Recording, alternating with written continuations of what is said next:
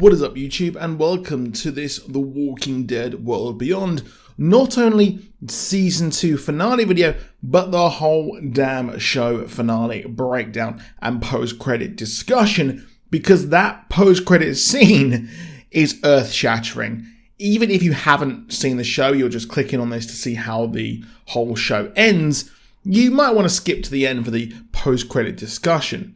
Yes, we were all expecting Rick, and while mentioned briefly by Jadis, we got something arguably a lot bigger in the post-credit scene. Now, for me, this finale felt very much like a small finale, not quite action-packed or high stakes. I never really felt like anyone was in danger, and it felt kind of predictable where this was actually going to go. Now, it did feel like a satisfying end, even though I did just say it felt small, and it was a satisfying end to an inconsistent show that had a lot of danged heart. Now, the finale opens with Elton and co. preparing to head out into the world for the first time in a flashback.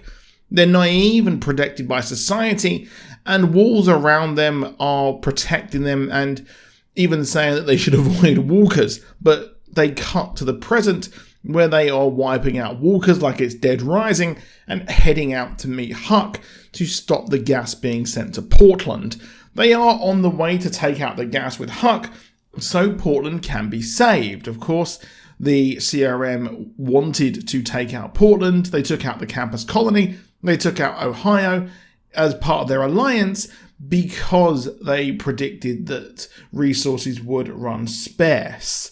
Now, of course, Percy's death is still raw as she wants to avenge him. He himself had growth, wanted to kill Huck to try and get amends for what happened in Season 1, but she ended up trying to save him, but it was for nothing as they head to the culling facility. All the while, Jadis works out where the C4 has come from, and her full force of the CRM she has in the area are heading there to save the gas. Now, Dennis and Huck have some of their last moments together as the kids arrive, and Huck and Dennis plan not only to blow up the gas, but to tell the Civic Republic what has happened.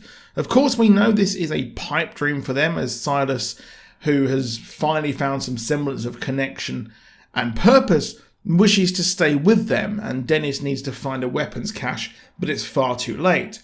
The moments here were great, and development of Huck and Silas in Season 2 is nothing short of perfection as Jadis arrives. Jadis is a relentless bloodhound, and as she said at the end of the episode, she has nothing to lose. She has no connections, and she will just do whatever it takes to protect the Republic, and even if that means killing her former mentor Huck. I love the moment where Huck talks about her watch saying it will reunite her and her father, and Jadis realizing what the heck is going on. Now, Huck was always going to end like this, but it was a super cool death moment. Maybe she survived, but no, I don't think she did. I thought it was a neat touch as well, how we had it mentioned that Jadis said that, of course, she got into the Civic Republic by trading a life, but we now know that the lives she sent would be sent to the test subject area, but she did not want to send Rick there, so she lied and said he was a different letter. It was very, very clever there, and there's no Rick, which it was a bit gutting, to be honest. I did skip straight to the post-credit scene, to be honest, when I loaded up the episode. The rest of the episode does feel low stakes with the scientists under attack, but the moment with Felix and Elizabeth / Jadis' lackey was cool, where Felix lets out a load of walkers to kill them in a savage way. We also have Elton hurt as well, as the kids are saved by Indira and the remnants of the Perimeter Farm artist group. But Silas has to make a choice. Dennis has been a great father figure to him here, and I really liked how, while he knows, or at least Dennis knows, the CRM are bad, he is adamant that survival is important. And in the end, while he was part of them, he and his wife did the right thing. He implores Silas to kill him and say that he was a patsy, so the CRM arriving would not simply kill them both instead, but Silas can make a new life, but he knows everything. It's a very smart plan, which I really liked, and Dennis telling him not to carry this moment was a heart-wrenching moment, and I am so happy Silas survived, as with Huck gone, he is my favourite character. He is in the CRM now, and Jadis' pet project, setting them up for whatever they decide to do next with the CRM. We have a new base for the scientists and survivors of the battle with the CRM. It felt very rushed, to be honest, here. And, well, Hope is living up to what Huck knew she would be and working to carry on the research, albeit a bit more ethically this time round. We have Iris heading off to Portland, and while there was no Rick, I do hope that either Silas or Iris do see him at some point. I do think that, well, it was pretty solid ending here if it was just a normal season finale, not the end of a show.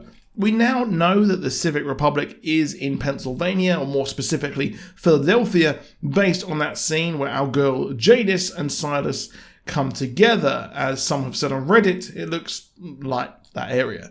Now the question is, what is Rick up to?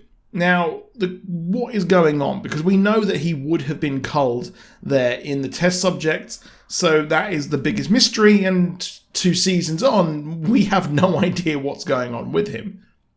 However, the biggest thing is the crazy post-credit scene as we cut to France, and while other countries in the franchise is a thing, we've had Spain as well, we had the Alien one-shot comic which followed Rick's brother.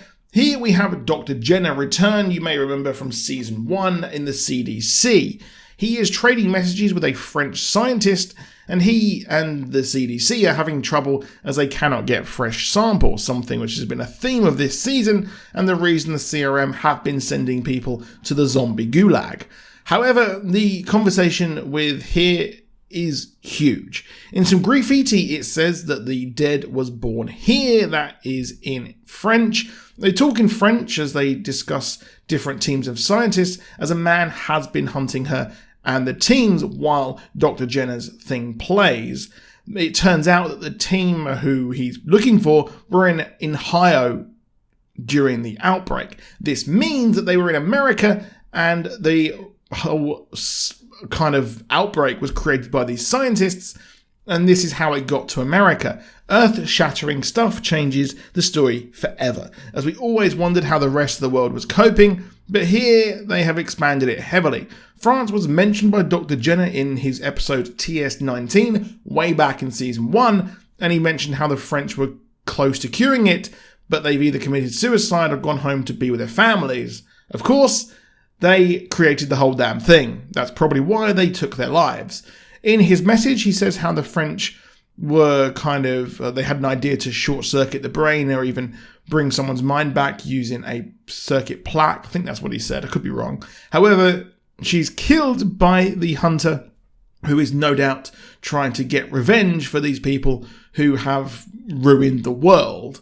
And as she dies, she turns pretty quickly, and we hear Dr. Jenner mention her research into variants, stronger variants, which we see this woman become as she instantly runs for the door and is told, well, it seems that she's strong, smart, which is very worrying because we have not seen fast zombies. The zombies, of course, have been a big thing in the show because they're always there. The whole idea is that they exist to be a plot device to tell human stories. But now, these things are going to be super fast, super smart, and almost kind of like World War Z style level, or even kind of 28 Days Later, maybe. So I expect this to be explored more in the Tales of the Walking Dead series. We only have one more season left of the main show. I'm not too up to date on Fear the Walking Dead. So if you have any theories that are based on what's going on in that show, let me down below, because we've only just had season 6 come up on Amazon Prime in the UK. So there is that. But that is it for this video. Please do drop a like down below. Do subscribe with notifications on. Let me know all your theories down below, and I'll see you when Walking Dead comes back in February. Goodbye.